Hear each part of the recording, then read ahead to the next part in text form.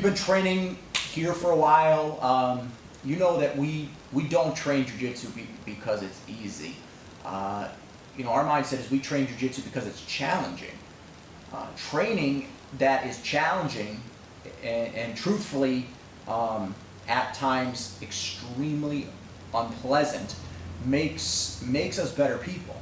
The challenges that we choose to impose upon ourselves in our daily training are going to improve us mind, body, and spirit. And when studied and practiced in a correct environment, the martial art of Brazilian Jiu-Jitsu teaches you to handle both physical and mental stress, mostly due to the hours of drilling and sparring that you log over the course of a year of training. You know, in truth, you could study a traditional style for a decade and never deal with as much opposition and pressure as you encounter during a single month of jiu-jitsu training. Now, with that being said, you know, the adversity of your training, you must couple that with sustainability over time. You know, all people are born different. There are those, you know, that are born fast. There are those that are born strong. There are those that are born tough. Then there are those that are born without the ability to walk and chew gum at the same time.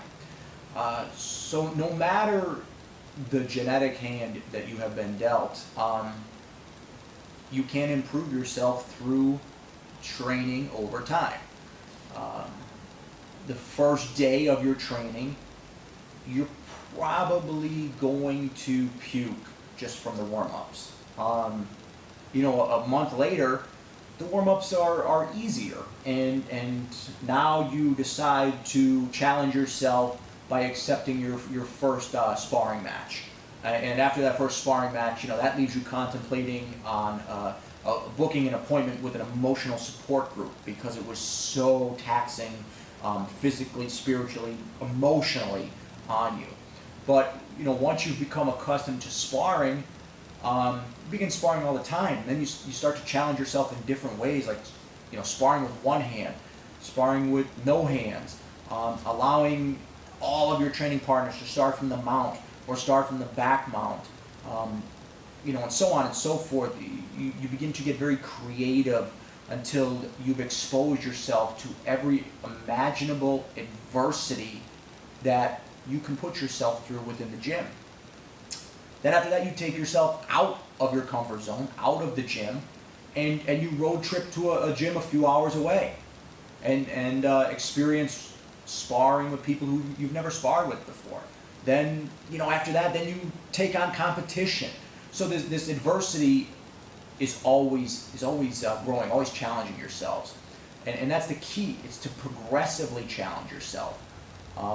Intentionally attempt to freak yourself out. The reason being that by exiting your comfort zone, you're going to force your adrenaline dump. And you're going to get that nerve-wracking, gut-wrenching, mentally taxing moment in your training. And that's exactly the point. It's when we do challenging things, it's when we do difficult things that we grow not only as practitioners, but as human beings. Bring adversity to your training. I'll see everybody on the mat.